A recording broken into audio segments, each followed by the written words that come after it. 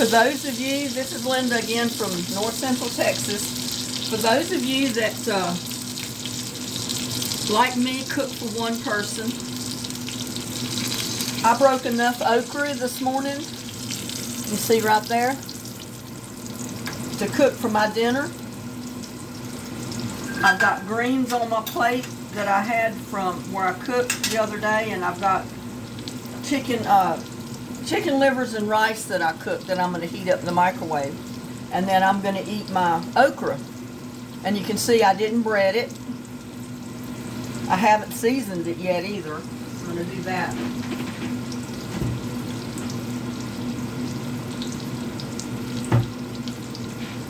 This is one thing that I use my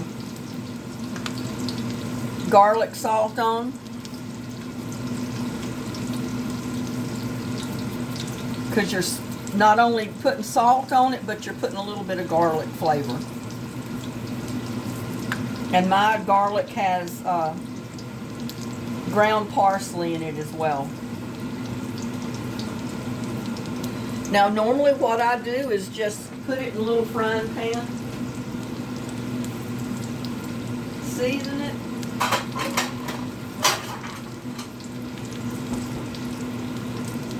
and just put a lid on it. I cook it for a little while like that. It doesn't take long. Or if you have a little electric roaster oven or toaster oven, you can even fix it in that. Just get you a little sheet, put your okra down on it, season it, and put it in that little electric roaster oven and cook it until it's tender, or you kind of brown it. I stir it around so I know I'm getting it brown, you know, not on just one side but on the other side as well. And it doesn't take long to cook.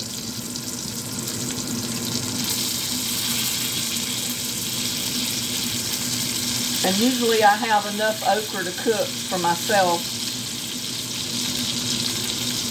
Sometimes a little more even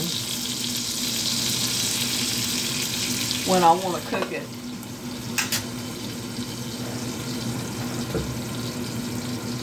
I mean, you know, I didn't plant enough to feed a whole house full of people. I kind of plant according to what I think I'm going to eat or what I'll be able to use. I usually plant as many tomatoes as I can, because sometimes I don't get those plants to survive through the hottest part of the summer. Like this summer, when our 105 and 110 degree temperatures hit every single day for weeks, I lost a lot of my tomato plants that had the big beefsteak tomatoes, the big slicing tomatoes, and that type of tomato on them. Seemed like all my tomatoes that survived was mostly my cherry tomatoes, my grape tomatoes, and I think I may have a Roma tomato bush or two left that survived. I'm not sure. I guess I'll find out when they start producing tomatoes. But for the most part, they're the ones that survived that severe heat that we had. And I haven't bought any more tomato plants to plant for the fall, so I figured the ones in the ground, they're already established. They'll put out green tomatoes, and some of them will ripen before we have our frost. Some of them won't. And like I said, the ones that don't ripen in time for the first frost, I pick and I turn into chow chow, because I like chow chow. I like to eat it with fish, on hot dogs, or sometimes hamburgers. And you know, it's good to eat right on the side of a dish, like fish, fried fish, or any type of fish for that matter. And you can use it basically like you would pickle relish, and put it in potato salads and stuff like that. But putting a lid on it will help kind of steam it a little bit. And like I said, it doesn't take long to cook.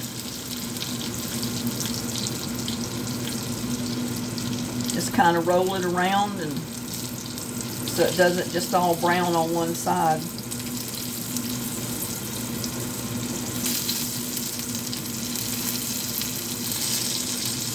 I mean, I like breaded fried okra, don't get me wrong, but it's just so messy, and I don't like to cook it myself, even though I have done that some. Usually if I get fried okra, I'll go out and get it at Chicken Express or somewhere like that and get me a serving of fried okra. Or if I go out to a restaurant and eat barbecue or something, I'll always get their fried okra. But I don't like to bread it and fry it at home, even though I have done it. I've gotten so I fix it like this, so I don't have to bread it at all. And it's just as good. I mean, it's really good fixed this way.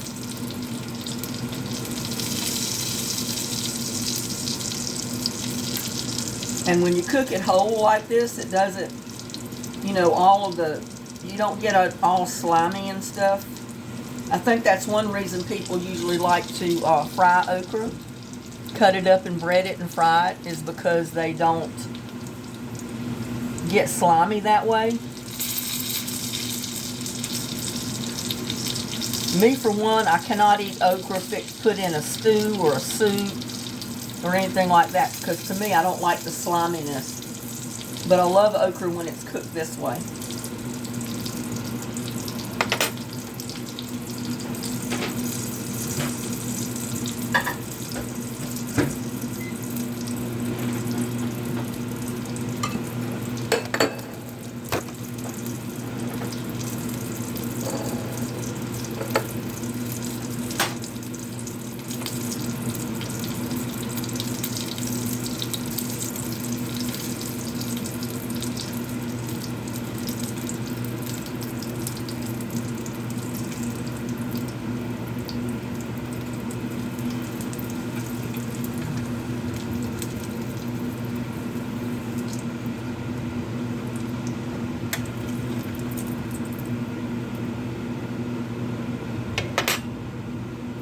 And there you go, fried okra.